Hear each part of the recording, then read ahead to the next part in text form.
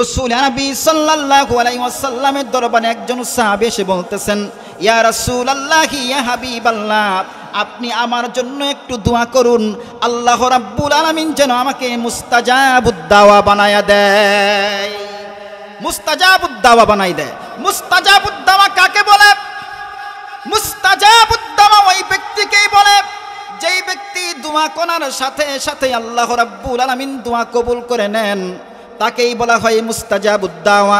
সাহাবী রাসূলকে বলতেছেন, ইয়া রাসূলুল্লাহ, ইয়া হাবিবাল্লাহ, আমার জন্য একটু দোয়া করেন, আল্লাহ রাব্বুল আলামিন যেন আমাকে মুস্তাজাবুদ দাওয়া বানাই দেয়। রাসূল বললেন, তুমি তোমার পেট পবিত্র রাখো, তার মানে তুমি তোমার পেটের মধ্যে হালাল খাবার ঢুকাও, তোমার জবান পবিত্র হয়ে যাবে। আর এই পবিত্র জবান দ্বারা যখন তুমি দোয়া করবা, আল্লাহ রাব্বুল আলামিন সঙ্গে সঙ্গেই তোমার দোয়াটা কবুল করে নিবে। আল্লাহর কোরআন বলছে, ইদা জুলজিলাতিল আরদু জিলজালাহা ওয়া আখরাজাতিল আরদু আথকালাহা, যে জমিন যখন তার কম্পনে কম্পিত হতে থাকবে, ওয়া আখরাজাতিল আরদু আথকালাহা, আর হযরত ইসরাফিল আলাইহিস সালাতু ওয়াস সালাম যখন সিংগায় ফুৎকার দিবেন, ইদাস সামাউ ফাতারাত, আকাশ ফেটে যাবে, ওয়া ইদাল কাওয়াকিবু তাসারাত, আকাশ থেকে সমস্ত তারকা গ্রহ নক্ষত্র সব খসে খসে পড়বে। এমন সময় এই কঠিন দিনে অকল আল ইনসান, মানুষ যখন কবর থেকে উঠবে আর বলবে মালাহা, আজকে কোন দিন, কি হলো? ইয়াউমাইযিন তুহাদ্দিসু আখবারাহা, আর এই দিন জমিন তার সমস্ত খবরাখবর আল্লাহর সামনে পেশ করে দিবে। জমিন বলবে, আল্লাহ, তোমার বান্দা আমার উপরে বসে কোরআনের তাফসীর শুনেছে, রাসূলের হাদিসের শিক্ষা শুনেছে, রাসূল সাল্লাল্লাহু আলাইহি ওয়াসাল্লামের সুন্নাহর কথা শুনেছে, হে আল্লাহ, তোমার এই বান্দাকে তুমি মাফ করে দাও। এই সাক্ষী দিতে পারে। মা ইয়ালফিযু মিন কাউলিন ইল্লা লাদাইহি রাকীবুন আতীদ, মানুষের প্রত্যেকটা কথা রেকর্ড হয়। মানুষ এই জবান দিয়ে যা উচ্চারণ করে কেউ শুনে না, একজন শুনে, তিনি কে? মানুষ গোপনে গোপনে গুনাহ করে, কেউ দেখে না, একজন দেখে, তিনি কে? আমি একা একা রাতের অন্ধকারে মোবাইলের মধ্যে আমি গুনাহ করতেছি, কেউ নাই, কিন্তু একজন জানে, একজন দেখতেছেন, তিনি কে? তিনি তোমাকে আমাকে পাকড়াও করবে। এই জন্য আল্লাহ রাব্বুল আলামিন কোরআনে কারীমের ভিতরে সময়ের কসম করেছেন, ওয়াল আসর, সময়ের কসম। মানুষের সময় খুবই মূল্যবান সময়। মনে করেন, মানুষের ইবাদত চলে মৃত্যু পর্যন্ত। ওয়া'বুদ রাব্বাকা হাত্তা ইয়াতিয়াকাল ইয়াকিন, যে তোমরা মৃত্যু পর্যন্ত ইবাদত করো। ইবাদত হবে কার? ইবাদত একমাত্র আল্লাহর হবে। ইবাদত কোনো পীরের হবে না, ইবাদত কোনো খাজার হবে না, ইবাদত কোনো নেতার হবে না, গোলামি হবে একজনের, তিনি কে? হ্যাঁ, ওয়া'বুদ রাব্বাকা হাত্তা ইয়াতিয়াকাল ইয়াকিন, যে তোমরা মৃত্যু পর্যন্ত এক আল্লাহর ইবাদত করো। তা আমাদের দেশের মধ্যে ইবাদত কিছু কিছু মানুষের জন্য শুরু হয় মৃত্যুর পরে। কিভাবে শুরু হয়? জীবনে কোনোদিন সপ্তাহ চলে যায়, মাস চলে যায়, বছরও চলে যায়, কোনোদিন মসজিদে আসে না। এরকম লোক নাই? অনেক আছে। কিন্তু এই লোক যখন মারা যায়, মারা যাওয়ার পরে দেখবেন তার শরীরে 3 টুকরা কাপড় পেঁচায়, আতর গোলাপ লাগায়। জীবনে কোনোদিন আতর লাগায় মসজিদে গেল না, কিন্তু মরার পরে তাকে আতর লাগিয়ে তারপরে সুন্দর করে দাফন করে, কাফন সাজিয়ে আপনি দাফন করা হয়। আবার আমরা বলি বিসমিল্লাহি ওয়া আলা মিল্লাতি রাসূলিল্লাহ, বলি কি বলি না? জীবনে কোনোদিন রাসূলের মিল্লাতের উপর চলল না। আজকে আমি বলতেছি বিসমিল্লাহি ওয়া আলা মিল্লাতি রাসূলিল্লাহ, দাড়িতে খুর লাগায়, রাসূলের সুন্নতের কোনো খবর নাই। এই যে লোকগুলো, মানুষের হায়াতের সময় খুবই মূল্যবান সময়। মানুষ যদি দুনিয়ার জীবনে একবার সুবহানাল্লাহ বলে, রাসূল নবী সাল্লাল্লাহু আলাইহি ওয়াসাল্লাম বলেছেন, আল্লাহ রাব্বুল আলামিন তার মিজানের পাল্লা ভরপুর করে সওয়াব দান করবেন। সুবহানাল্লাহ আলহামদুলিল্লাহ তামলাআনে মা বাইনাস সামাওয়াতি ওয়াল আরদ, কোন ব্যক্তি যদি বলে সুবহানাল্লাহ আলহামদুলিল্লাহ, রাসূল নবী সাল্লাল্লাহু আলাইহি ওয়াসাল্লাম বলেন তামলাআনে মা বাইনাস সামাওয়াতি ওয়াল আরদ, আসমান এবং জমিনের মাঝখানে যত ফাঁকা জায়গা আছে আল্লাহ তাআলা সমস্ত ফাঁকা জায়গা সওয়াব দ্বারা পরিপূর্ণ করে দেন। কিন্তু যেই মানুষ মৃত্যু হয়ে গেল, মৃত্যুর পরে যদি কোনো মানুষ সুবহানাল্লাহ পড়ে, আল্লাহ রাব্বুল আলামিন বান্দার আমলনামায় কোনো নেকি দিবেন না। কারণ ইবাদত হলো মৃত্যু পর্যন্ত, মৃত্যুর পরে কোনো ইবাদত। এক নবী সম্পর্কে সম্ভবত হযরতে সুলাইমান আলাইহিস সালাতু ওয়াস সালাম সম্পর্কে এরকম একটা রেওয়াত পাওয়া যায়, তিনি আল্লাহর কাছে আবেদন করেছিলেন হযরতে মূসা আলাইহিস সালাতু ওয়াস সালাম, যে আমি কবরে গেলেও আমাকে এমন একটা সময় দেওয়া হয় যেন আমি কবরে দাঁড়িয়ে দাঁড়িয়ে নামাজ পড়তে পারি। এখন চিন্তা করেন, এই নবী যদি কিয়ামত পর্যন্ত কবরের মধ্যে দাঁড়িয়ে দাঁড়িয়ে নামাজ পড়ে, তাকে কোনো সওয়াব দেওয়া হবে? কারণ তার ইবাদতের সময় শেষ হয়ে গিয়েছে। পক্ষান্তরে কোনো মানুষ যদি দুনিয়ার বুকে সুবহানাল্লাহ বলে, এই সুবহানাল্লাহ তার নাজাতের মাধ্যম হয়ে যেতে পারে। কথা বলেন ঠিক কিনা? আয়াতে কারিমা তেলাওয়াত করেছি, আবার হাদিস পড়েছি। এই হাদিসের আলোকেই কিছু কথা আপনাদের সামনে উপস্থাপন করব ইনশাআল্লাহ। রাসূলুল্লাহ সাল্লাল্লাহু আলাইহি ওয়াসাল্লাম বলেন, কিয়ামতের ময়দানে প্রত্যেকটা মানুষকে 5টা করে প্রশ্ন করা হবে। কয়টা করে প্রশ্ন করা হবে? 5 প্রশ্ন করা হবে। আবার কবরের মধ্যেও কয় প্রশ্ন করা হবে? কবরের মধ্যে 3টা প্রশ্ন করা হবে। দুঃখের বিষয়, কোনোদিন আমাদের সমাজের মধ্যে কোনো মানুষ আমাদেরকে জিজ্ঞাসা করে না যে হুজুর হাসরের মাঠে কই প্রশ্ন হবে, কবরের মধ্যে কই প্রশ্ন হবে, এগুলো জিজ্ঞাসা করে না। জিজ্ঞাসা করে কি জানেন? হুজুর নবীজি নূরের না মাটির? কয় না? কই কি কয় না? এটা কোনো আকীদার বিষয়? এটা কোনো আকীদার বিষয় না। এগুলো বলে মুসলিম উম্মাহকে তারা বিভক্ত করে।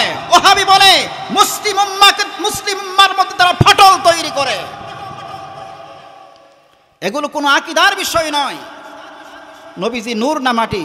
রাসূল সাল্লাল্লাহু আলাইহি ওয়াসাল্লাম যা নিয়ে এসেছেন তা আঁকড়ে ধরা, তা পালন করা তোমার আমার উপরে ফরজ। এগুলো বলে না। মারামারি তো আমাদের সমাজে এই নিয়েই চলে। হাত কোথায় বাঁধবো? নাভির নিচে না নাভির উপরে? আরে ভাই, তুমি মসজিদে আসো, আল্লাহকে সাজদা দাও, আল্লাহর জন্য নামাজ পড়ো, এটাই বলো। তুমি যেখানে হাত বাঁধো না কেন, তোমার নামাজ হয়ে যাবে। মারামারি হচ্ছে দলিন আর জল্লিন নিয়ে। এক দল বলে দলিন হবে, আর এক দল বলে জল্লিন হবে। দুই দলে মারামারি। এক লোককে ধরছে গলা টিপে, বল তুই কি দলিন না জল্লিন? যখন গলা টিপে ধরছে, এই লোক বলে হুজুর মাফ করেন, আমি নামাজই পড়ি না। বুঝেন নাই? কপাল পুরা। আল্লাহ আমাদের হেফাজত করুক, বলে না আমিন। রাসূল নবী সাল্লাল্লাহু আলাইহি ওয়াসাল্লাম বললেন, লা তাযালু কদামাই বিনি আদম ইয়াউমাল কিয়ামাতি মিন ইনদি রাব্বিহি হাত্তা ইউসআলা আন খামসিন। রাসূলুল্লাহ সাল্লাল্লাহু আলাইহি ওয়াসাল্লাম বলেন, কিয়ামতের ময়দানে প্রত্যেকটা মানুষকে 5টা করে প্রশ্ন করা হবে। 5টা প্রশ্নের মধ্যে কোনো মুসলমান একটা প্রশ্নের উত্তর না দেওয়া পর্যন্ত এক চুল পরিমাণ নড়াচড়া করতে পারবে না। প্রথম প্রশ্ন হবে, আনুমুরিহি ফিমা আফনা। হে বান্দা, আমি তোমাকে লম্বা হায়াতের জিন্দেগি দান করলাম, এই লম্বা হায়াতের জিন্দেগি তুমি কোন কাজে ব্যয় করলাম? হে আমার ভাইয়েরা, আল্লাহ রাব্বুল আলামিন আমাকে হায়াতের জিন্দেগি দান করলেন। 40 বছর, 50 বছর, 60 বছর হায়াতের জিন্দেগি দান করেছেন। তার মানে এই নয় এই জীবনের মালিক আমি হয়ে গিয়েছি, এমন নয়। এই জীবনের মালিক একজন, তিনি কে? আল্লাহ বললেন, উল ইন্না সলাতি ওয়া নুসুকি ওয়া মাহইয়ায়া ওয়া মামাতি লিল্লাহি রাব্বিল আলামিন।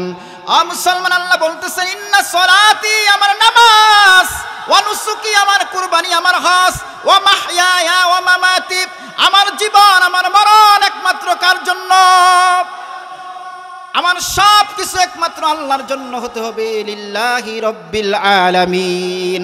আল্লাহ রাব্বুল আলামিন আমাকে জীবন দান করলেন, এই জীবন সম্পর্কে তোমাকে আমাকে প্রশ্ন করবেন, হে বান্দা আমি তোমাকে লম্বা হায়াতের জিন্দেগি দান করলাম, এই লম্বা হায়াতের জিন্দেগি তুমি কোন কাজে ব্যয় করলা?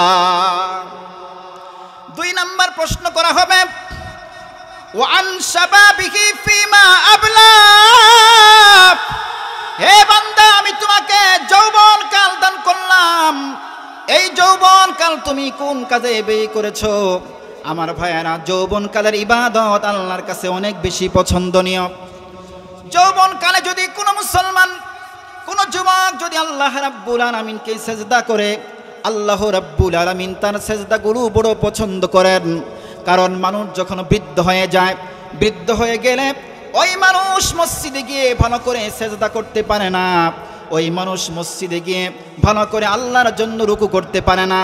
কারণ রুকু করতে মনে চায়, অন্তরের মধ্যে মৃত্যুর ভয় এসে গিয়েছে, মৃত্যুর ভয় এসে যাওয়ার পরে তার সেজদা করতে মনে চায়, কিন্তু তার কোমর তাকে সেজদা করার জন্য সাই দেয় না, তার হাঁটু তাকে সেজদা করার জন্য সাই দেয় না। কিন্তু একজন যুবক যখন আল্লাহ রাব্বুল আলামিনকে সেজদা করে, আল্লাহ রাব্বুল আলামিন ওই বৃদ্ধাদের 80টা সেজদার চেয়ে আল্লাহ রাব্বুল আলামিন ওই যুবকের একটা সেজদাকে বেশি পছন্দ করেন। এই জন্যই রাসূল নবী সাল্লাল্লাহু আলাইহি ওয়াসাল্লাম বলেন, কিয়ামতের ময়দানে সাবআতুন ইউযিল্লুহুমুল্লাহু ফি যিল্লিহি ইয়াওমা লা যিল্লা ইল্লা যিল্লুহু, কিয়ামতের ময়দানে আল্লাহ রাব্বুল আলামিনের আরশের ছায়া ব্যতীত আর কোনো ছায়া থাকবে না। এমন সময় আল্লাহ রাব্বুল আলামিন 7 শ্রেণীর লোককে আল্লাহ রাব্বুল আলামিন আরশে আজিমের নিচে স্থান দান করবেন।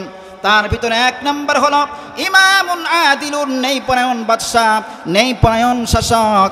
2 নম্বর হলো ওয়াশাবুন নাশা ফি ইবাদাতিল্লাহি তাআলা, 2 নম্বর হলো ওই যুবক যেই যুবক তার যৌবন কালটাকে আল্লাহর জন্য কাটিয়ে দেয়।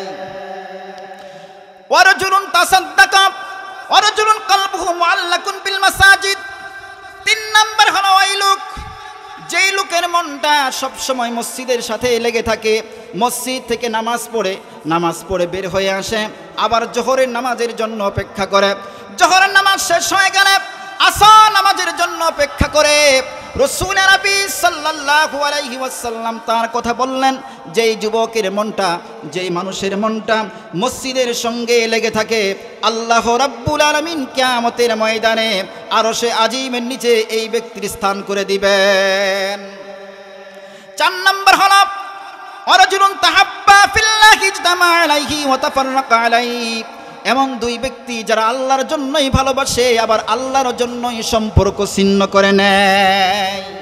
আল্লাহর জন্যই ভালোবাসে, আবার আল্লাহর জন্যই সম্পর্ক ছিন্ন করে। মুসলমান কারো সঙ্গে বন্ধুত্ব করলে সেই বন্ধুত্ব কার জন্য করে, আবার কারো সাথে সম্পর্ক ছিন্ন করলে সেই সম্পর্ক ছিন্ন করে কার জন্য করে, সেটা আল্লাহর জন্যই করে। কিন্তু কোনো মুসলমান যদি আত্মীয়তার সম্পর্ক ছিন্ন করে, কোনো মুসলমান তার আত্মীয়ের সাথে যদি 3 দিন কথা বলা ছেড়ে দেয়, ওই অবস্থায় যদি ওই মুসলমান মারা যায়, রাসূল বলেছেন ওই ব্যক্তির স্থান হবে জাহান্নাম। বলেন নাউযুবিল্লাহ। 5 নম্বর হলো রাসূল নবী সাল্লাল্লাহু আলাইহি ওয়াসাল্লাম বলতেছেন, ওই লোক যেই লোক ডান হাত দিয়ে দান করে তার বাম হাতে টের পায় না। ডান হাত দিয়ে দান করলে আখফা হাত্তা লা তালাম শিমালুহু মা তুনফিকু ইয়ামিনুহু, যেই ব্যক্তি তার ডান হাত দিয়ে দান করলো বাম হাতে টের পাইল না, রাসূলুল্লাহ সাল্লাল্লাহু আলাইহি ওয়াসাল্লাম বলেন ওই ব্যক্তির স্থান আল্লাহর আরশে আজিমের নিচে হবে। এখন এরকম অনেক ব্যক্তি আছে যে নিজের দানটা একমাত্র আল্লাহকে রাজি খুশি করার জন্য করে। 6 নম্বর হলো ওই ব্যক্তি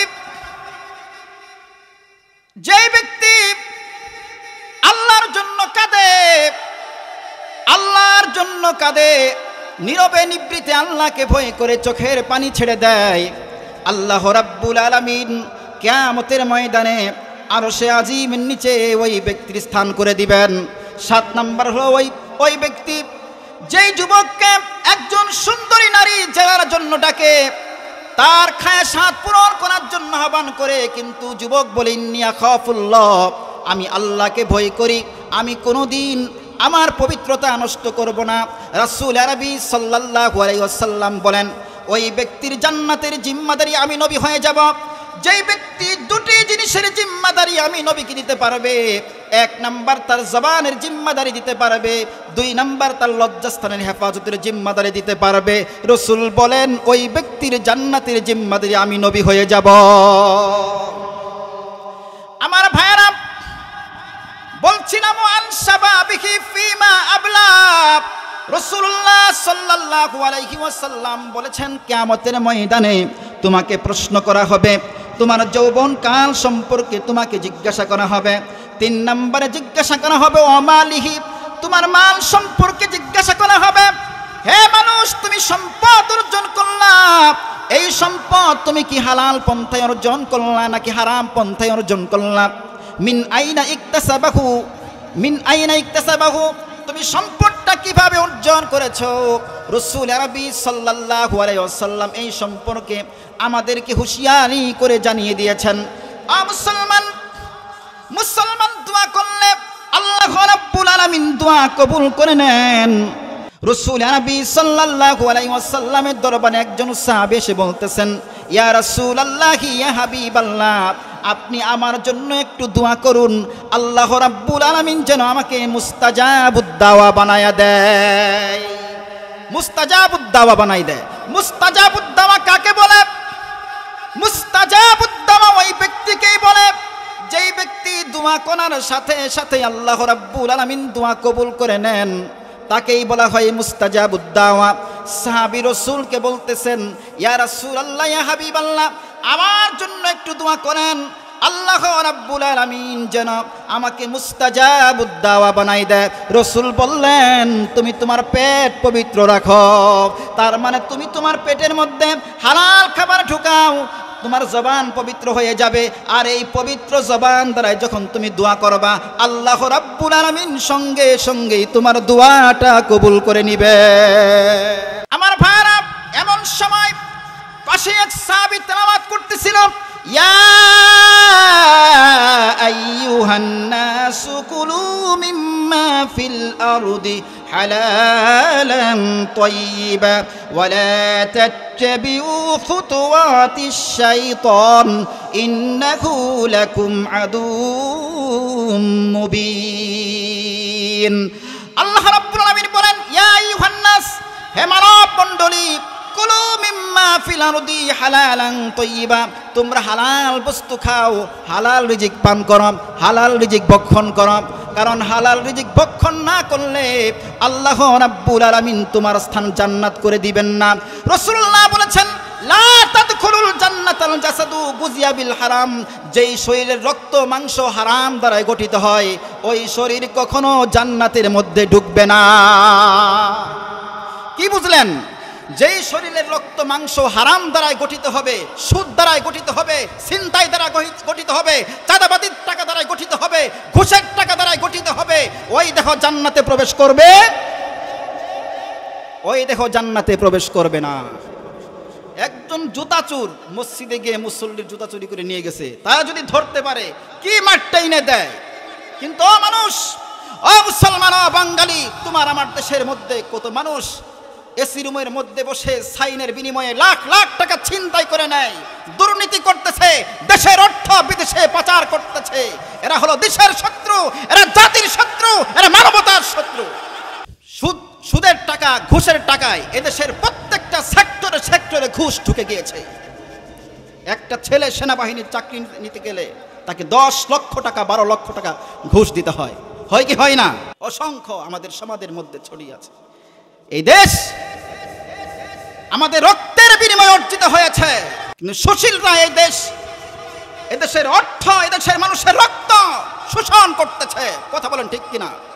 এদেশের মানুষকে নিয়ে ষড়যন্ত্র করা হয়, এদেশের মুসলমানদেরকে নিয়ে ষড়যন্ত্র করা হয়, এদেশের মানুষের ঈমানকে নিয়ে ষড়যন্ত্র করা হয়। এদেশে ইসলাম রাখবে না, এদেশ থেকে ইসলাম বিদায় করে দিবে।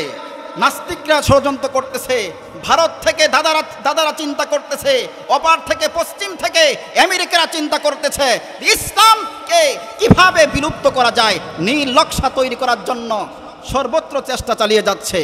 এগুলো জ্বলন্ত প্রমাণ। কি জ্বলন্ত প্রমাণ! তাকিয়ে দেখেন, গোটা পৃথিবীতে, গোটা বিশ্বে আজ মুসলমানরা নির্যাতিত। ফিলিস্তিনে মুসলমানরা নির্যাতিত, সেখানে হামলা করে ইহুদিরা। ইরাকে, আফগানিস্তানে মুসলমানরা নির্যাতিত, সেখানে হামলা করে খ্রিস্টানরা। চীনের উইঘুরে মুসলমানরা নির্যাতিত, সেখানে হামলা করে বৌদ্ধরা। আরাকানে মুসলমানরা নির্যাতিত, সেখানে হামলা করে বৌদ্ধরা। ভারতের মধ্যে কাশ্মীরে, আসামে মুসলমানরা নির্যাতিত, সেখানে হামলা করছে হিন্দুরা। সকল কুফফার শক্তি এক হয়ে গিয়েছে দুনিয়ার বুক থেকে মুসলমানদেরকে বিলিয়ে দেওয়ার জন্য। কথা বলেন ঠিক কিনা? কিন্তু এত সহজেই মুসলমানদেরকে দুনিয়ার বুক থেকে বিলুপ্ত করা যাবে না। যতদিন এই আকাশের সূর্য উদয় হবে, চন্দ্র উদয় হবে, যতদিন এই পৃথিবীতে আল্লাহু আকবারের ধ্বনি থাকবে, ততদিন পর্যন্ত কোরআনের আওয়াজ থাকবে, মুসলমান থাকবে, লা ইলাহা ইল্লাল্লাহ থাকবে, হকের আওয়াজ থাকবে। কেউ আমাদের হটিয়ে দিতে পারবে না ইনশাআল্লাহ। এদেশে আল্লাহু আকবারের সুরে সূর্য ওঠে, এদেশে আল্লাহু আকবারের সুরে সূর্য ডুবে। এদেশে আল্লাহু আকবারের সুরে সূর্য ওঠে, এদেশে আল্লাহু আকবারের সুরে সূর্য ডুবে। এদেশের মাল্লা মাঝি কৃষাণ মজুর সবার ঠুটে, শুনো রে লা ইলাহা ইল্লাল্লাহর জিকির উঠে। এদেশের মাল্লা মাঝি কৃষাণ মাঝির সবার ঠুটে, শুনো রে লা ইলাহা ইল্লাল্লাহর জিকির উঠে। ইমানের তপ্ত আগুন জ্বলছে সবার বুকে বুকে, ইমানের তপ্ত আগুন জ্বলছে সবার বুকে বুকে। সেই আগুন দেশ হতে তাও দেশান্তরে উজালাতে হবে। এদেশে আল্লাহু আকবারের সুরে সূর্য উঠে, এদেশে আল্লাহু আকবারের সুরে সূর্য ডুবে। এদেশের পথে ঘাটে, এদেশের বাজার হাটে, এদেশের এদেশের এদেশের এদেশের গঞ্জে গ্রামে খোদার নামে তাসবিহাতে, কত পীর আউলিয়াদের অশ্রু ঝরে গভীর রাতে। এদেশের গঞ্জে গ্রামে খোদার নামের তাসবিহাতে, কত পীর আউলিয়াদের অশ্রু ঝরে গভীর রাতে।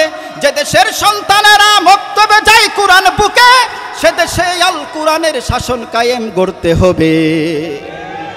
এদেশে আল্লাহু আকবারের সুরে সূর্য উঠে, এদেশে আল্লাহু আকবারের সুরে সূর্য ডুবে। এদেশে আল্লাহু আকবারের সুরে সূর্য উঠে, এদেশে আল্লাহু আকবারের সুরে সূর্য ডুবে। এদেশের মিনার হতে মুয়াজ্জিনের আজান শুনে, কত প্রাণ সেজদা করে ধুলার পরে খোদার শোনে। এদেশের মিনার হতে মুয়াজ্জিনের আজান শুনে, কত প্রাণ ধুলার পরে সেজদা করে খোদার শোনে। যে দেশের জমিন ভরা শহীদ গাজীর গুরস্থানে, সে জমিন চাই চিরদিন মুক্ত স্বাধীন আজাদ রবে। এদেশে আল্লাহু আকবারের সুরে সূর্য উঠে, এদেশে আল্লাহু আকবারের সুরে সূর্য ডুবে। এদেশে আল্লাহু আকবারের সুরে সূর্য উঠে, এদেশে আল্লাহু আকবারের সুরে সূর্য ডুবে। ঠিক কিনা? যে হাসরের ময়দানে কয় প্রশ্ন করা হবে? হাসরের ময়দানে 5 প্রশ্ন করা হবে। এই 5 প্রশ্নের মধ্যে 3 নাম্বার প্রশ্ন হলো, তুমি তোমার হায়াতের জিন্দেগিতে যে সম্পদ অর্জন করেছো, এই সম্পদ তুমি কিভাবে অর্জন করলে? এই সম্পদ তুমি কি হারাম পন্থায় অর্জন করেছো নাকি হালাল পন্থায় অর্জন করেছো? মানুষ বিভিন্নভাবে সম্পদ অর্জন করে থাকে, তার ভিতরে একটা পন্থা হলো, ভয়ঙ্কর একটা পন্থার নাম হলো সুদ। আমাদের সমাজে আছে না নাই? রাসূলুল্লাহ নবী সাল্লাল্লাহু আলাইহি ওয়াসাল্লাম সুদের অনেকগুলো কথা, অনেকগুলো ভয় আলোচনা করেছেন। তার ভিতরে রাসূল নবী সাল্লাল্লাহু আলাইহি ওয়াসাল্লাম বলেছেন, কিয়ামতের আগ মুহূর্তে দুনিয়ার প্রত্যেকটা মানুষের গায়ে, দুনিয়ার প্রত্যেকটা মানুষের শরীরে সুদের বাতাস লেগে যাবে। বলেন নাউযুবিল্লাহ। আল্লাহ রাব্বুল আলামিন কোরআনে কারিমে বললেন, فَإِن لَّمْ تَفْعَلُوا فَأَذَنُوا بِحَرْبٍ مِّنَ اللَّهِ وَرَسُولِهِ। সুদের 1 নাম্বার পাপ হলো যেই ব্যক্তি সুদ খায়। আল্লাহ রাব্বুল আলামিন বলেন, ওই ব্যক্তি যদি সুদ প্রত্যাখ্যান না করে, সুদ যদি না ছেড়ে দেয়, আল্লাহ রাব্বুল আলামিন বলেন, তুমি আল্লাহ এবং তার রাসূলের বিরুদ্ধে যুদ্ধের ঘোষণা শুনে নাও। আল্লাহ এবং তার রাসূল সাল্লাল্লাহু আলাইহি ওয়াসাল্লাম সুদখোরের বিরুদ্ধে যুদ্ধের ঘোষণা দিয়েছেন। কিয়ামতের ময়দানে সুদখোরকে বলা হবে, খুসিলাহাকা লিল হারব। হে সুদখোর, তুমি তোমার অস্ত্র ধারণ করো। আল্লাহর সঙ্গে যুদ্ধ করার জন্য। ও মুসলমান, আপনারা জবান খুলে বলেন, কোন মানুষের দ্বারাই কি সম্ভব আল্লাহর সঙ্গে যুদ্ধ করা? কোন মানুষের দ্বারাই কখনো সম্ভব হবে না আল্লাহর সঙ্গে যুদ্ধ করা। আল্লাহর সঙ্গে যুদ্ধ করতে গিয়েছিল একজন নমরুদ, আরো গিয়েছিল নমরুদ আল্লাহ রাব্বুল আলামিনকে ধ্বংস করার জন্য আকাশে তীর ছুঁড়েছিল। আল্লাহ রাব্বুল আলামিন ফেরেশতাদেরকে বললেন, ও ফেরেশতারা, নমরুদের তীরগুলোতে রং মাখিয়ে দাও। নমরুদ যখন লাল রং মাখা তীরগুলো দেখলো, নমরুদ মনে মনে ভাবলো, আমি ইব্রাহিমের খোদাকে ধ্বংস করে দিয়েছি। প্রকৃতপক্ষে আল্লাহ রাব্বুল আলামিন দুনিয়ার বড় বড় জালিমদেরকে ধ্বংস করার জন্য বড় কোনো শক্তি লাগে না। আল্লাহ রাব্বুল আলামিন সামান্য মশা দাঁড়ায়, সামান্য মাছি দাঁড়ায়, সামান্য পানি দাঁড়ায় বড় বড় শয়তান নমরুদ ফেরাউনদেরকে আল্লাহ রাব্বুল আলামিন ধ্বংস করে দিয়েছেন। আমার ভাইরা, আল্লাহ রাব্বুল আলামিন বলবেন, খুসিনা হাকালিল হারব, হে সুদখোর, আল্লাহর বিরুদ্ধে যুদ্ধ করার জন্য তুমি তোমার অস্ত্র ধারণ করে নাও। আমার ভাইরা, সুদের ভয়ঙ্কর পাপগুলোর ভিতরে 2 নাম্বার পাপ হবে সুদখোর কিয়ামতের ময়দানে পাগল অবস্থায় উঠবে। আল্লাহর কোরআন বলছে, আল্লাযীনা ইয়াকুলুনার রিবা লা ইয়াকুবুনা ইল্লা কামা ইয়াকুমুল্লাযী ইয়াতাখাব্বাতুহুশ শাইতানু মিনাল মাস। আমার ভাইরা, আল্লাহ রাব্বুল আলামিন বললেন, কিয়ামতের ময়দানে সুদখোররা জিনে ধরা রোগীর মতো পাগল অবস্থায় উঠবে। রাসূল নবী সাল্লাল্লাহু আলাইহি ওয়াসাল্লাম হাদিসের মধ্যে বলেছেন, ইবাসু ইয়াউমাল কিয়ামাতি মাজনুনান ওয়া ইখনাকু, যে কিয়ামতের ময়দানে সুদখোর পাগল অবস্থায় উঠবে, এমন অবস্থায় উঠবে যে সুদখোরের মনে হয় শ্বাস যায় অবস্থা, মানে শ্বাসরুদ্ধকর অবস্থায় সুদখোর কিয়ামতের ময়দানে উঠবে। বলেন নাউজুবিল্লাহ। আল্লাহ রাব্বুল আলামিন সুদের কারণে সমাজের মধ্যে আল্লাহ রাব্বুল আলামিন দুর্ভিক্ষ চাপাই দেন, গজব চাপাই দেন, রিজিককে সংকীর্ণ করে দেন। আল্লাহ রাব্বুল আলামিন সুদের কারণেই সমাজের মধ্যে রিজিককে সংকীর্ণ করে দেন, রিজিকের মধ্যে বরকত থাকে না। অনেক মানুষের টাকার কোনো অভাব নাই, সম্পদের কোনো অভাব নাই, কিন্তু এই ব্যক্তি কোনোদিন পেট ভরে ভাত খাইতে পারে না। আছে না নাই? মিষ্টি খাইতে মনে চায়, মিষ্টি খাইতে পারে না। গরুর গোশত খাইতে মনে চায়, গরুর মাংস খাইতে পারে না। কেন খাইতে পারে না? আল্লাহ রাব্বুল আলামিন তার জীবনটাকে হারামের জন্য সংকীর্ণ করে দিয়েছেন। আমার ভাইরা, আমরা দুনিয়ার বুকে খাওয়ার চেষ্টা করি, সম্পদ আমার একটা বাড়ি হয়ে গিয়েছে, ঢাকার বুকে একটা বাড়ি হয়ে গিয়েছে, এলাকার মধ্যে একটা বাড়ি হয়েছে, ঢাকায় একটা বাড়ি করার চেষ্টা করি, ঢাকায় একটা বাড়ি হয়ে গিয়েছে, এখন আমি থাইল্যান্ডে, কানাডায় আর একটা বাড়ি করার চেষ্টা করি। রাসূলুল্লাহ সাল্লাল্লাহু আলাইহি ওয়াসাল্লাম বলেছেন, যেই পর্যন্ত বনি আদমের মুখের মধ্যে কবরের মাটি প্রবেশ না করবে, অতদিন পর্যন্ত মানুষের সম্পদের চাহিদা কোনোদিন পূরণ হবে না। আল্লাহ রাব্বুল আলামিন বলেন, ওয়ামান আ'রাদা আন যিকরি ফাইন্না লাহু মাঈশাতান দঙ্কা। আমি মানুষের জীবনটাকে দঙ্কা করে দিব, আমি মানুষের জীবনটাকে সংকীর্ণ করে দিব। কেন সংকীর্ণ করে দিব? আল্লাহ রাব্বুল আলামিন মানুষ সৃষ্টি করার 50,000 বছর পূর্বে তার রিজিকের ব্যবস্থা করে দিয়েছেন। মানুষের জন্য আল্লাহ রাব্বুল আলামিন যেই বাজেটটা করে দিয়েছেন, এই বাজেটের বাহিরে মানুষ আরো খাম করতে চায়, আরো খাইতে চায়। আছে না নাই? এই যে এই বাজেটের পরে মানুষ আরো ইনকাম করতে চায়, ইনকাম করতে পারবে, আরো টাকা পাবে, আরো কিছু অর্জন করতে পারবে, কিন্তু সেটা হালাল পন্থাই হবে না, সেটা হবে হারাম পন্থায়। আমার ভাইরা, এই জন্যই অনেক মানুষ টাকা পয়সা অর্জন করে, কিন্তু দুনিয়ার মধ্যে ঘরের ভিতরে শান্তি নাই, ঠিক মতো খাইতে পারে না, খাইতে পারলেও পরিবারের মধ্যে কোনো শান্তি নাই, সন্তানের ঝামেলা, স্বামী স্ত্রীর ঝামেলা। আছে না নাই? একজন মানুষ রিক্সা চালায়, খায়, সারাদিন রিক্সা চালায়, রাতের বেলায় পাঙ্গাস মাছ দিয়ে পেট ভরে ভাত খায়, কোনো সমস্যা তার নাই। সারাত নাকটাকে ঘুম দেয়, আবার ফজর নামাজ পড়ে রিক্সা নিয়ে বের হয়, আবার ওদিকে 3 তলায় থাকে, এসির মধ্যে থাকে, ঘরের মধ্যে কোনো শান্তি নাই, ঘুম নাই, চোখে ঘুম নাই, ঘুমের ট্যাবলেট খায় তবুও ঘুম ধরে না। আছে না নাই? এভাবে আল্লাহ রাব্বুল আলামিন মানুষের জীবনটাকে সংকীর্ণ করে দেন। ওমান আর তো আন যিকরি, যারা আমার জিকির থেকে আমার বিধান থেকে যারা মুখ ফিরিয়ে নিবে, আল্লাহ রাব্বুল আলামিন বলেন ওদের জীবনটাকে আমি সংকীর্ণ করে দেই। বলেন নাউজুবিল্লাহ। আমার ভাইরা, আল্লাহ রাসূল সাল্লাল্লাহু আলাইহি ওয়াসাল্লাম বলেন যে এলাকার মধ্যে সুদ বেড়ে যায়, আল্লাহ রাব্বুল আলামিন ওই এলাকার জন্য আল্লাহর আযাব বৈধ করে দেন, আল্লাহর আযাব হালাল করে দেন। বলেন নাউজুবিল্লাহ। রাসূল নবী সাল্লাল্লাহু আলাইহি ওয়াসাল্লাম বলেন ইযা যাহারাস জিনা ওয়ার রিবা ফি ক্বরিয়াতিন ফাকাদ হাল্লু বিআনফুসিহিম আযাবাল্লাহ। রাসূল নবী সাল্লাল্লাহু আলাইহি ওয়াসাল্লাম বলেন যে এলাকার মধ্যে জিনা বৃদ্ধি হয়ে যায়, সুদ বৃদ্ধি হয়ে যায়, আল্লাহ রাব্বুল আলামিনের আযাব ওই এলাকার জন্য বৈধ হয়ে যায়। বলেন নাউজুবিল্লাহ। আবার যে এলাকার মধ্যে সুদ বৃদ্ধি হয়ে যায়, ঘুষ বৃদ্ধি হয়ে যায়, আল্লাহ রাব্বুল আলামিন ওই এলাকার জন্য দুর্ভিক্ষ চাপাই দেন। রাসূল নবী সাল্লাল্লাহু আলাইহি ওয়াসাল্লাম হাদিসের ভিতরে বলেছেন মা মিন কওমিন ইয়াজহারু ফীহিমুর রিবা ইল্লা উখিযু বিসসানা। যে এলাকার মধ্যে সুদ বৃদ্ধি হয়ে যায়, আল্লাহ রাব্বুল আলামিন সে এলাকার জন্য দুর্ভিক্ষ চাপাই দেন। এই যে হারাম পন্থায় মানুষ সম্পদ অর্জন করে, রাসূলের এক সাহাবী হযরত আব্দুল্লাহ রাদিয়াল্লাহু তাআলা রাসূল নবী সাল্লাল্লাহু আলাইহি ওয়াসাল্লামের একজন প্রিয় সাহাবী, তিনি সবার পরে মসজিদে আসে, আবার সবার আগে মসজিদ থেকে বের হয়ে যায়।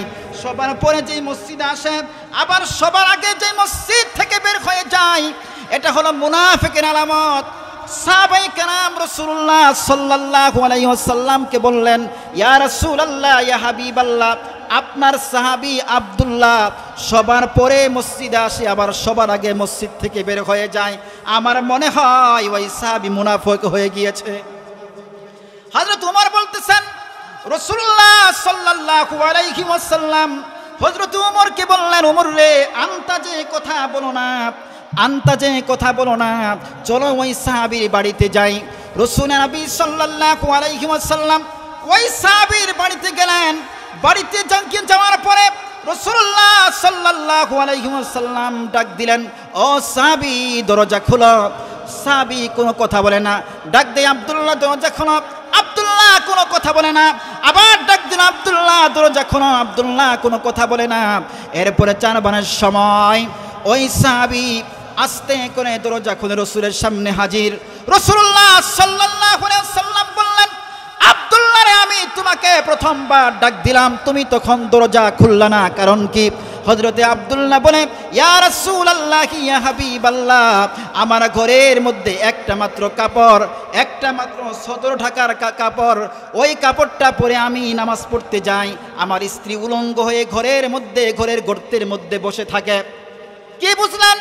একটা মাত্র কাপড়, ওই কাপড়টা পরে আমি নামাজ পড়ি। আমার স্ত্রী তখন ঘরের গর্তের মধ্যে চুপিসারে বসে থাকে। আমি তাড়াতাড়ি মসজিদ থেকে আসার পরে আমার নামাজ যখন শেষ হয়ে যায়, ওই সময় আমি চিন্তা করি শুধু নিজে বাঁচলে হবে না, আমার আহালকেও বাঁচাতে হবে। এই জন্য আমি তাড়াতাড়ি আমার বাড়িতে এসে পড়ি। আমার বাড়িতে এসে আমার কাপড়টা খুলে আমি স্ত্রীকে দেই। স্ত্রী ওই কাপড় পরে আবার নামাজ আদায় করে। সুবহানাল্লাহ বলবেন না?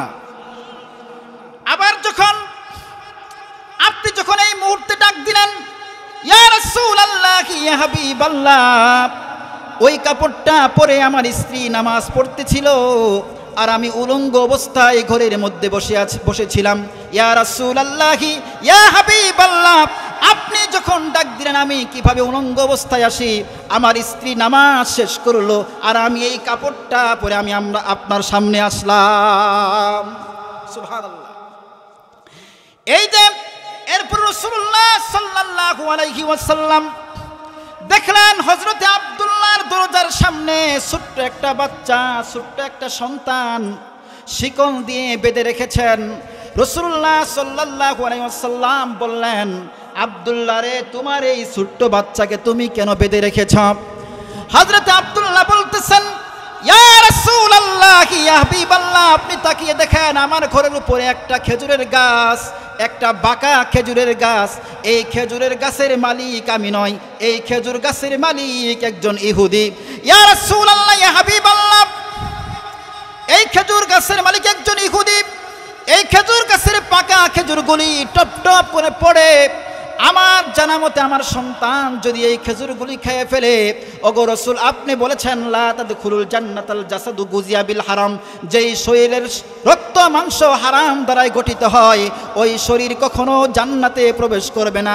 ইয়া রাসূলুল্লাহ, ইয়া হাবিবাল্লাহ, আমি চাই না আমার এই ছোট্ট সন্তান ওই ইহুদির খেজুর গাছের একটা খেজুর সে না বলে ভক্ষণ করুক। ও মুসলমান, এর নাম হলো মুসলমান। তারা ইসলামকে দ্বীনকে কিভাবে হেফাজত করেছেন। রাসূল নবী সাল্লাল্লাহু আলাইহি ওয়াসাল্লামের উপর যখন আয়াত কারিমা নাজিল হলো, আল্লাহ রাব্বুল আলামিন মদকে হারাম ঘোষণা করেছেন, মদকে হারাম করে দিয়েছেন। এই আয়াত যখন মদিনায় ছড়িয়ে পড়ল, সাহাবায়ে কেরাম ওই সময় মদ পান করছিল। যখন শুনতে পেলাম আল্লাহ রাব্বুল আলামিন মদকে চিরদিনের জন্য হারাম করে দিয়েছেন, ওই সময় সাহাবীরা মদের বারগুলি, মদের বোতলগুলি হাত থেকে ছুঁড়ে মারলেন। আর কিছু কিছু সাহাবী গলার ভিতরে আঙ্গুল ঢুকিয়ে দিয়ে বমি করার চেষ্টা করেছিল, যেন আল্লাহ রাব্বুল আলামিনের অসন্তুষ্টি কোনো জিনিস আমার পেটের মধ্যে না ঢুকে যায়। আমার ভাইরা, বলতেছিলাম রাসূল নবী সাল্লাল্লাহু আলাইহি ওয়াসাল্লাম সুদের অনেকগুলো ভয়ার কারণ উল্লেখ করেছেন। রাসূল নবী সাল্লাল্লাহু আলাইহি ওয়াসাল্লাম বলেন, আমি যখন মেরাজের রাত্রে গেলাম, আতাইতু লাইলাতা বিউসনিয়াবি আলা কওমিন ফি বুতুনিহিম কাল বুয়ুদি ফি হাল হায়াত তুরা মিন খারিজি বুতুনিহিম। রাসূল নবী সাল্লাল্লাহু আলাইহি ওয়াসাল্লাম বলেন, আমি এমন একটা কওমের নিকট দিয়ে যাচ্ছিলাম যাদের পেটটা ডিমের মতো, আর ওই পেটের ভিতরে বড় বড় সাপ দেখা যাচ্ছিল। বলেন নাউজুবিল্লাহ। আমি জিজ্ঞাসা করলাম, ইয়া রাসূলুল্লাহ, ইয়া হাবিবাল্লাহ। রাসূল নবী সাল্লাল্লাহু আলাইহি সাল্লাম বলেন, আমি জিজ্ঞাসা করলাম জিব্রাইলকে, ফাকুলতু মান হাউলা ইয়া জিব্রাইল, হে জিব্রাইল এরা কারা? হযরতে জিব্রাইল বলেন, আকালাতুর রিবা, এগো আল্লাহর রাসূল এরা দুনিয়ার বুকে সুদ ভক্ষণ করত। আমার ভাইরা, আর রিবা সাবউনা খুবান আইসারুহা আইয়ানকিহার রাজুলুম মাহু। সুদের ভয়াবহতার আরো কারণের মধ্যে একটা কারণ হলো, যে ব্যক্তি সুদ খায় ওই ব্যক্তি আপন মায়ের সাথে জেনায় লিপ্ত হয়। নাউজুবিল্লাহ বলবেন না। আর রিবা সাবউনা খুবান আইসারুহা আইয়ানকিহার রাজুলুম মাহু। রাসূল নবী সাল্লাল্লাহু আলাইহি ওয়াসাল্লাম বলেন, সুদের 70টা স্তর রয়েছে, সুদের গুনাহের 70টা স্তর রয়েছে। এর ভিতরে সর্বনিম্ন স্তর হলো আপন মায়ের সাথে জিনায় লিপ্ত হওয়া। সর্বনিম্ন স্তর আপন মায়ের সাথে জিনায় লিপ্ত হওয়া। রাসূল নবী সাল্লাল্লাহু আলাইহি ওয়াসাল্লাম বলেন, সুদ হলো ধ্বংসাত্মক অপরাধ। রাসূলুল্লাহ সাল্লাল্লাহু আলাইহি ওয়াসাল্লাম বলতেছেন, ইজতানিবুস সাবআল মুবিকাত। ও আমার সাহাবীরা, 7টা ধ্বংসাত্মক গুনাহ থেকে বেঁচে থাকো। কয়টা? 7টা ধ্বংসাত্মক গুনাহ থেকে বেঁচে থাকো। ইজতানিবুস সাবআল মুবিকাত। ক্বালু ওয়া মা কুন্না ইয়া রাসূলুল্লাহ, ওগো আল্লাহর রাসূল সেই 7টা গুনাহ কি জানা দরকার আছে না নাই? 1 নাম্বার হলো আশিরকু বিল্লাহ, আল্লাহর সঙ্গে শিরিক করা হতে বেঁচে থাকো। 2 নাম্বার হলো আসিহির, জাদু করা হতে বেঁচে থাকো। আমাদের অনেক মুসলমান, আমাদের অনেক ভাইয়েরা জাদু করে থাকে। এক ভাই আরেক ভাইয়ের উপরে কালো জাদু করে থাকে, আছে না নাই? আছে এগুলো। এই জন্য রাসূল বললেন, আসিহির, তোমরা জাদু করা হতে বেঁচে থাকো। 3 নম্বরে যেই জিনিসটা বললেন, এতিমের সম্পদ ভক্ষণ করো না। 3 নাম্বার বললেন, তোমরা অপর মানুষকে, অপর মুসলমানকে হত্যা করো না। 4 নাম্বার বললেন, ওয়াকলুর রিবা, সুদ ভক্ষণ করা হতে বেঁচে থাকো। 5 নম্বরে বললেন, ওয়াকলু মাল ইয়াতীমি বিগৈরি হাক্কিন, তোমরা অন্যায়ভাবে এতিমের সম্পদ ভক্ষণ করো না। ভাই মারা যায়, ভাইয়ের সন্তান অর্থাৎ ভাতিজা থাকে, চাচা ভাতিজার সম্পদ লুণ্ঠন করতে থাকে। ছোট্ট ভাতিজা কিছুই বোঝে না, কিছুই বলতে পারে না। এমন ঘটনা আমাদের সমাজে ওহর আছে, আছে না নাই? আমার ভাইরা, 5-6 নম্বর রাসূলুল্লাহ সাল্লাল্লাহু আলাইহি ওয়াসাল্লাম বললেন, 6 নম্বর বললেন, ওয়াত্তাওয়াল্লি ইয়াউমাজ যাহফি, তোমরা যুদ্ধের ময়দান থেকে পলায়ন করো না, যুদ্ধের ময়দান থেকে পলায়ন করো না। 7 নম্বর বললেন, ওয়াকসফুল মুহসানাতিল মুমিনাতিল গাফিলাত, একজন সতী নারীর বিরুদ্ধে কখনো অপবাদ দিও না। এখানে বললেন যুদ্ধের ময়দান থেকে পলায়ন করো না। যুদ্ধ কি, যুদ্ধ কোন জিনিস, এগুলো তো আমরা সেখান থেকে অনেক দূরে আছি। আমাদের তো জিহাদের ময়দানে যেতে হয় না, আমাদের সময় তার উহুদ বদর খন্দক নাই। কিন্তু আমাদের রাসূল বলেছেন আল জিহাদু মাদিন ইলা ইয়াউমিল কিয়ামা, জিহাদ চলবে কিয়ামত পর্যন্ত। জিহাদ কোন পর্যন্ত চলবে? কিয়ামত পর্যন্ত চলবে। দেখেন এই যে হযরত আব্দুল্লাহ রাদিয়াল্লাহু আনহু ঘটনা বললাম, যে তার কাপড় ছিল না, কাপড় না থাকার পরেও এই সাহাবী কোনোদিন এক ওয়াক্ত নামাজ কাজা করে নাই। কাজা করছে? কাজা করে নাই। কিন্তু তুমি আমি মুসলমান, আমরা আজান শোনার পরেও মসজিদে যাই না, আমি আজানকে কখনো পাত্তাই দেই না। অথচ আল্লাহ বলেছেন আল্লাহু আকবার, আল্লাহু আকবার, আল্লাহ সবচেয়ে বড়, আল্লাহ সবচেয়ে বড়। তুমি অফিসে থাকো, তুমি আদালতে থাকো, তুমি খেতে কামারে থাকো, তুমি গাড়ির মধ্যে থাকো, তোমার সমস্ত কাজ ছোট, কিন্তু মসজিদ থেকে যখন ধ্বনি এসেছে, আল্লাহু আকবারের আওয়াজ এসেছে, এই আল্লাহু আকবারের কাজ এখন সবচেয়ে বড়। তুমি কি করলা? তুমি আল্লাহর দেওয়া রিজিক ভক্ষণ করতেছ, আল্লাহর দেওয়া পানি ভক্ষণ করতেছ। আল্লাহ তোমাকে ইলিশ মাছ খাওয়াইলো, বোয়াল মাছ খাওয়াইলো, গরুর মাংস খাওয়াইলো, এই জিহ্বার মতো কত স্বাদ গ্রহণ করার শক্তি দান করলো, কিন্তু তুমি মুসলমান মানুষ, তুমি আল্লাহকে সেজদা করলা না। কি জবাব দিবা আল্লাহর কাছে? তৈরি হয়ে থাকো। এই যে সাহাবায়ে কেরাম রাদিয়াল্লাহু তাআলা আজমাইন অনেকবার না খেয়েছিলেন, 2 দিন 3 দিন না খেয়েছিলেন, এরপরেও সাহাবায়ে কেরাম কোনোদিন, সাহাবায়ে কেরাম রাদিয়াল্লাহু আনহুম আজমাইন কোনোদিন আল্লাহ নাফরমানি করে নাই, কোনোদিন সুদ খায় নাই, কোনোদিন ঘুষ খায় নাই, হারামের কাছে সাহাবায়ে কেরাম চায় নাই। রাসূল আরবি সাল্লাল্লাহু আলাইহি ওয়াসাল্লাম হযরতে ফাতেমার বাড়িতে গিয়েছেন। ফাতেমার বাড়িতে গিয়ে দেখেন, ডাক দিয়েছেন, ও ফাতেমা দরজা খোলো। হযরতে ফাতেমা রাদিয়াল্লাহু তাআলা দরজা খুলেন না। একবার ডাক দিলেন, 2 বার ডাক দিলেন, 3 বারের সময় রাসূলুল্লাহ বললেন, ফাতেমা তুমি কি আমার উপরে রাগ করেছো নাকি? এমন সময় হযরতে ফাতেমা রাদিয়াল্লাহু তাআলা আনহা বলতেছেন, ইয়া রাসূলুল্লাহ, ইয়া হাবিবাল্লাহ, আপনি হলেন সাইয়্যিদুল মুরসালিন, খাতামুন নবিয়্যিন, রাহমাতুল লিল আলামিন, আপনার উপরে কি রাগ করা যায় নাকি?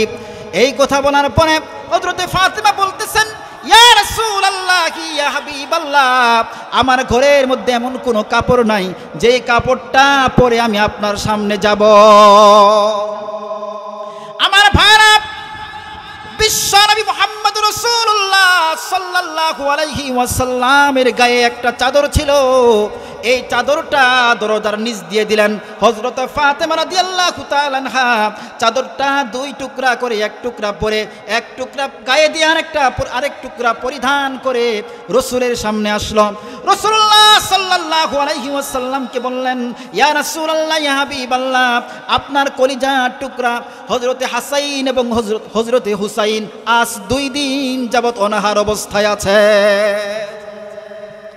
রাসূলুল্লাহ সাল্লাল্লাহু আলাইহি ওয়াসাল্লাম পুরো আঘাত পাইলেন, কারণ নানা নাতির মধ্যে একটা মধুর সম্পর্ক থাকে। নানা এবং নাতির মধ্যে, দাদা এবং নাতির মধ্যে একটা ভালোবাসার সম্পর্ক থাকে, একটা মধুর সম্পর্ক থাকে। যখন নাতি কষ্ট পেয়েছেন, নাতি না খেয়ে আছেন, রাসূলুল্লাহ সাল্লাল্লাহু আলাইহি ওয়াসাল্লাম অন্তরে কষ্ট পেয়ে গিয়েছেন। রাসূল আরবি সাল্লাল্লাহু আলাইহি ওয়াসাল্লাম তিনি একজন ইহুদির মালিকের মধ্যে কাজ করতে গেলেন। ইহুদি মালিকের মধ্যে কাজ করতে গেলেন। বিশ্বনবী রাসূলুল্লাহ সাল্লাল্লাহু আলাইহি ওয়াসাল্লাম ইহুদি মালিকের মধ্যে কাজ করতেছিলেন। রাসূলের কাজ ছিল কূপ থেকে পানি উঠানো।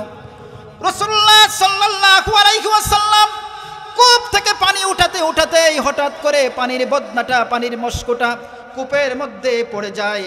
আর অমনে ইহুদি মালিক রাগ হয়ে বিশ্বনবীর সোনার গায়ে একটা জোরে থাপ্পড় মারে। বিশ্বনবী রাসূল আরবি সাল্লাল্লাহু আলাইহি ওয়াসাল্লাম থাপ্পড়টা খেয়ে ইহুদি মালিকের হাত ধরে বলল, ভাই তুমি আমাকে থাপ্পড় মেরেছো, এই জন্য কি তুমি তোমার হাতে ব্যথা পেয়েছো নাকি? এই যে রাসূলের আদর্শ। আমরা বললাম যুদ্ধের ময়দান থেকে পলায়ন করো না। যুদ্ধ কোন জিনিস? এই রাসূলুল্লাহ সাল্লাল্লাহু আলাইহি ওয়াসাল্লাম মানুষের কাছে এমন ভাবে দাওয়াত দিয়েছেন, একজন মানুষ থাপ্পড় মেরেছে, থাপ্পড় খাওয়ার পরেও রাসূল বলেছেন, তুমি আমাকে থাপ্পড় থাপ্পড় মেরেছ এই জন্য কি তুমি তোমার হাতে ব্যথা পেয়েছো নাকি?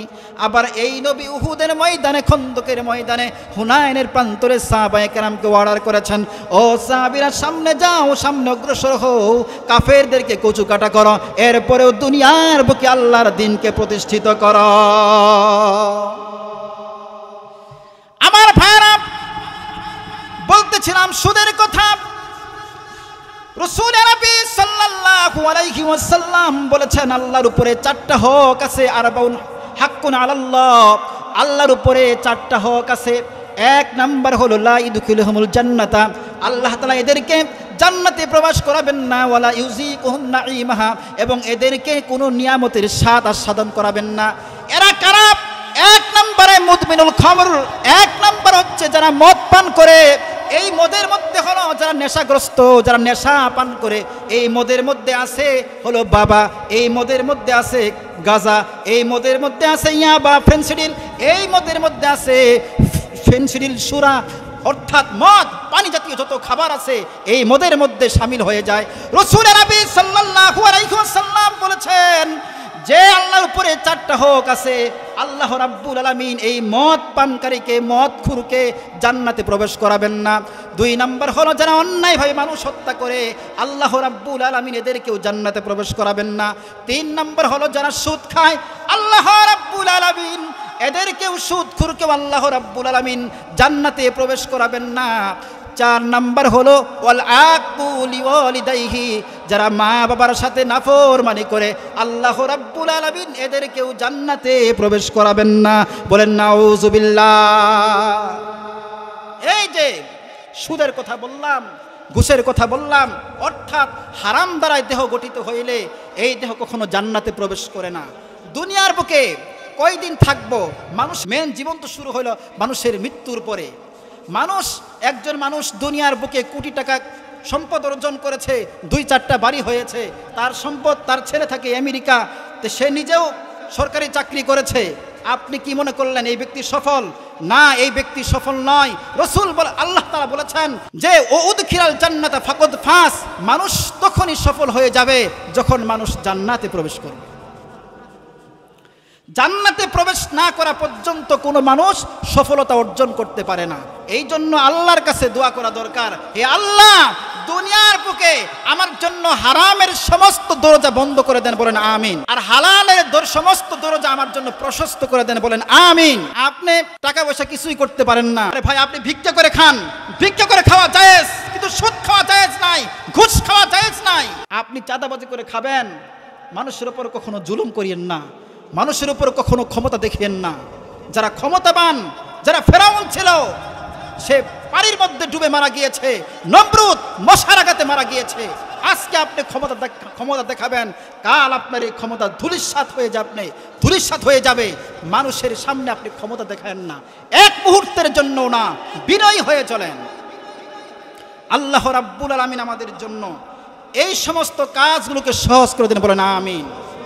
এবং আমাদের জন্য হালালের দরজা প্রশস্ত করে দেন, বলেন আমিন। এই যে কথাগুলো বললাম, হারাম থেকে বেঁচে থাকার চেষ্টা করব ইনশাআল্লাহ। কে কে পারবেন বলেন তো? আল্লাহ তাআলা আমাদের সকলকে হারাম থেকে পরহেজ থাকার তৌফিক দান করুক, বলেন আমিন। আরেকটা কথা শেষ করে দিচ্ছি, বুখারী শরীফের শেষ হাদিস। রাসূলুল্লাহ সাল্লাল্লাহু আলাইহি ওয়াসাল্লাম বলেছেন, 2টি কালেমা এমন আছে যেই 2টি কালেমা জবানে অতি সহজ, মিজানের পাল্লায় অনেক ভারী, আল্লাহর কাছে অনেক প্রিয়। এটা শোনার দরকার আছে না? সেটা হলো সুবহানাল্লাহি ওয়া বিহামদিহি। বলেন সুবহানাল্লাহি ওয়া বিহামদিহি, সুবহানাল্লাহিল আযীম। এই 2টি কালেমা সব সময় পড়ার চেষ্টা করবেন। প্রয়োজন হাতে একটা তসবিহ রাখতে পারেন মাঝে মাঝে। রাসূল বলেছেন, যেই ব্যক্তি এই হাতের দাগগুলি রয়েছে, আঙ্গুলগুলি রয়েছে, যারা সুবহানাল্লাহ আলহামদুলিল্লাহ এভাবে জিকির করে, এই আঙ্গুলগুলি কিয়ামতের ময়দানে আপনার আমার জন্য সাক্ষ্য দিবে, বলেন সুবহানাল্লাহ। তবে মাঝে মাঝে তসবিহ রাখবেন, এই জন্য হাতে যদি তসবিহ রাখেন, তসবিহ আমাকে অটোমেটিকলি আল্লাহর জিকিরের কথা স্মরণ করাই দেয়। হ্যাঁ, এই জন্য মাঝে হাতের মধ্যে তসবিহ রাখার চেষ্টা করবেন, কারণ আমি মুসলমান, সুবহানাল্লাহ সুবহানাল্লাহ বিহামদিহি সুবহানাল্লাহিল আযীম। এই জিকিরটা করা যাবে তো ইনশাআল্লাহ। আল্লাহ তাআলা আমাদের সকলকে, সর্বপ্রথম আমাকে এবং তারপরে আপনাদেরকে এই কথাগুলোর উপরে আমল করার তৌফিক দান করুন, বলেন আমিন।